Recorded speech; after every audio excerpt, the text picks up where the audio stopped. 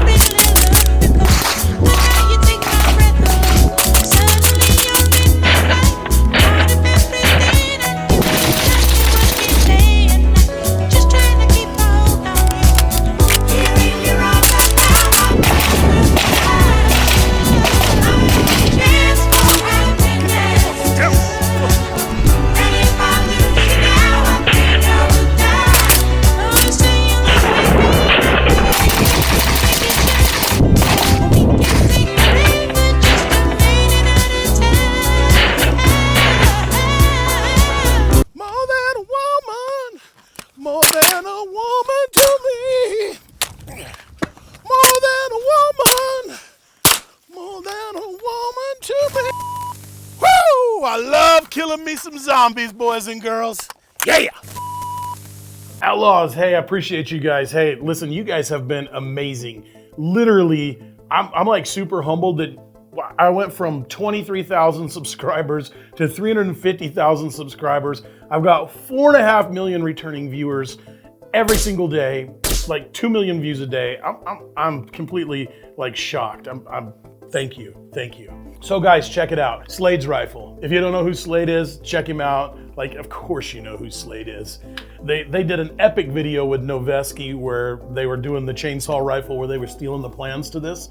It's pretty cool. So let's go over the rifle. This is Slade's collaboration with Noveske. Noveske needs no introduction.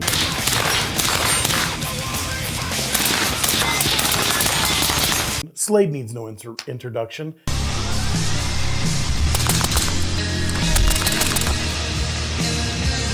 If anybody needs an introduction, it's probably me. Woo! Woo! Woo!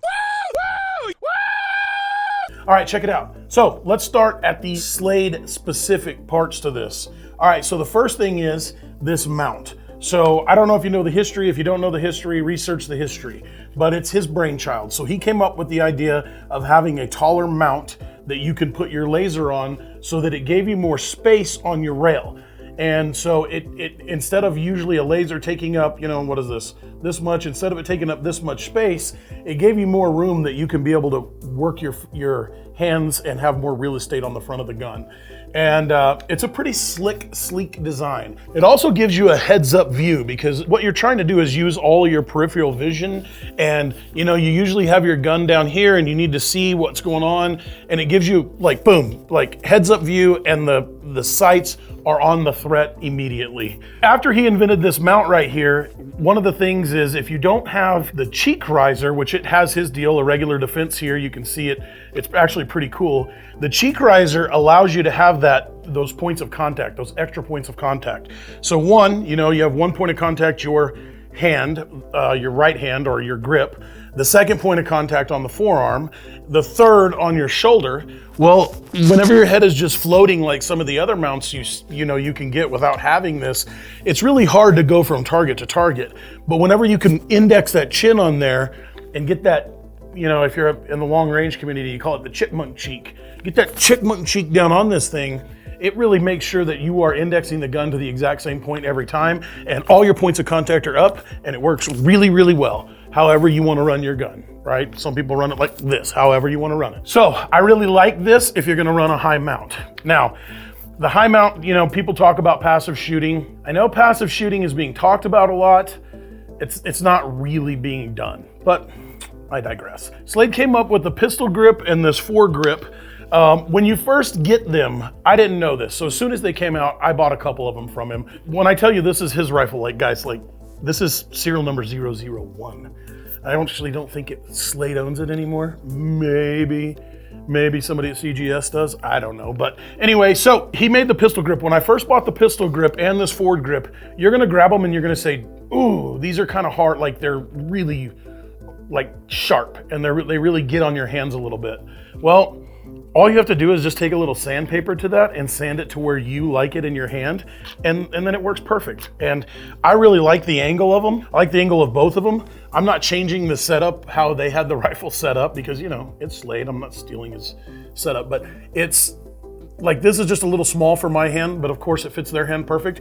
But make it fit your hand, and then like literally just sand this off to where it doesn't hurt you anymore, and it gives you just that perfect amount of grip for you to be able to get your firing grip, and you'll like it. I promise. It's like a really well thought out design. I'm a huge fan. You can actually get all of this: the pistol grip, the forward grip, or hand stop, the light management, and the buttstock riser, the cheek riser. You can grab all of this from his site, Irregular Defense.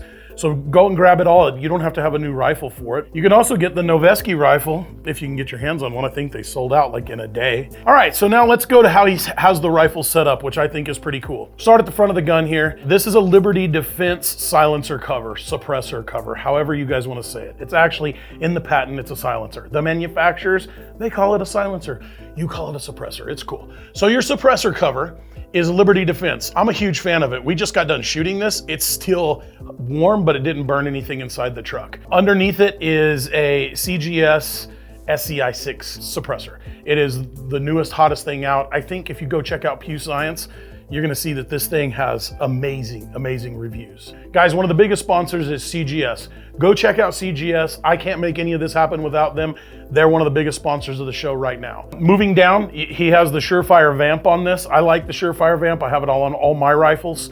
And it switches from IR to white light. So, you know, you can choose. You want white light or do you want IR, depending on what you're doing at that time. That's completely up to you. He has a Rarest laser on top of it. The Rarest is a full power laser. The laser that won the contract is the Ingal, but the Rarest was right there with it, and a lot of dudes loved it. I like it. It's a really cool laser. If you can get your hands on one, I think you'll like it too. Cord management is actually super cool between the way that he has it set up on M-LOK and then the way that he wraps it around the gun. I'm a huge fan of the cord management here. Like, nothing is coming off or snagging or hitting me. Gigantic fan. I know a lot of guys run EOTechs. He runs an EOTech on this one. EOTech's a great optic. I like EOTech. The only reason why I say that I have issues with EOTech is I believe the company itself says it's astigmatism. So when I throw the gun up, if I have the magnifier down, I see a perfect reticle. It's perfect. And this is what I would love to use because the eye box is so big. So if you have a moving target, you can really hit it really well. But I can't see, it's just like 1,000 little dots inside of there for me.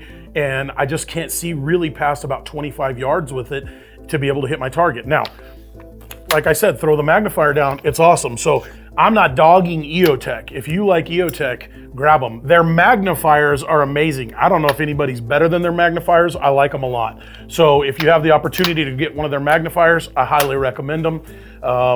EOTech is an amazing optic. It's been getting the job done for a while. So the rifle is a Noveske Chainsaw. I love that they call it the people's rifle. It's 11.5 inch. This was the first time Noveske ever did an 11.5 inch. So I know you guys know that John Noveske is a master, like the master of the carbine. I don't know that anybody has a negative thing to say or would argue that. Like, he was an incredible genius when it come to building an AR-15. And his legacy has continued on. They build them the exact same way. And this was the first 11.5 inch that they had come up with. I believe. I could be wrong. If I'm wrong, tell me in the comments. It's incredible. It shoots unbelievably flat. It is tuned to where this gun hardly doesn't even move at all when you shoot it. It is amazing. I'm a huge fan of it. One of the things that I noticed is they use the Geisley 2-stage trigger. Now I know this rifle was spec'd from Slade, so I think it actually might be the SSAE, but I'll have to ask them. Whenever you get it, it has the 2-stage, and the 2-stage, it has a solid, crisp 2-stage, and then a very nice little oof. It's really nice, like oof, oof, like, woo, I love it. One thing that is very unique to me is they only run, and I think if you see a lot of SEALs, they only run the safety selector on one side. They don't run the other side. I've heard them say it's because they don't want to get their finger caught inside the thumb safety. I totally get it. I use the half safety. I guess it's just it's 6 of one, half a dozen of the other. There's no wrong way for you to pick whichever one you like. If you like the dual, the ambi, run with it. I like the ambi, but the more I've been playing with this, I've been shooting this one for, I don't know, 2 weeks now. The more I've been playing with it, the more I don't mind it. I don't know that I'm switching, but I do like it. I really do. All right, and then the stock is a B5 stock. It's like the SOP mod version, which is my favorite. Like LMT SOP mod stock is my favorite stock. Magpul makes a lot of great ones. B5 makes a good one. But I just enjoy being able to have this for just the way that it feels, and just because I've shot them so long. But there's no wrong answer on the stock. The sling is a standard 2-point sling. I don't know if this is a prototype or not, because it is got Irregular Defense's name on it. So it is a Slade sling. I don't have one of his slings yet, but hey, listen, if they're on his website, I hope you guys can grab one, because it's really not a bad sling. But, you know, a sling's a sling, a sling's a sling. Just get a good sling. So guys, one of the things I find super interesting is, if you take an average, it's been said to me multiple times that a tier 1 operator, whether they're Army or Navy, usually fires about 60,000 rounds a year. So most of us are never even gonna fire 60,000 rounds in our entire life. But these guys shoot more than anybody because that's their job. The country has called upon them to be the very best shooters that they can possibly be. And they take it absolutely serious. So one of the things, if you don't know about tier 1 units, which I don't think it's any secret, but they actually get to keep their rifles with them and have ammo. So they shoot every single day. Where like a normal SEAL team maybe will shoot once a month. I've heard of SEAL teams that I've had friends in SEAL teams that are retired now that were like, we only did workup, so we'd go do a 2-week class before we went, and then we didn't shoot all year. These guys literally shoot all of the time. So when you see how they set up their rifle, and they all do it just a little bit different, I always stop, pause, and consider how somebody who shoots a rifle that much and is literally at the highest point of their game, of this game, of the industry, how they set the rifle up and why. One thing that I've noticed when you talk to any operator, they'll always ask why, and they don't ever mind if you ask why. Because if why makes sense, then why not adopt it? Because there's always somebody smarter, there's always somebody better. So I always ask why. So why? Why do you set your gun up this way? Why do you set your flashlight up on the front? Why do you set your laser up on the back? Why do you only have one side thumb safety? Why do you run a 2-stage trigger?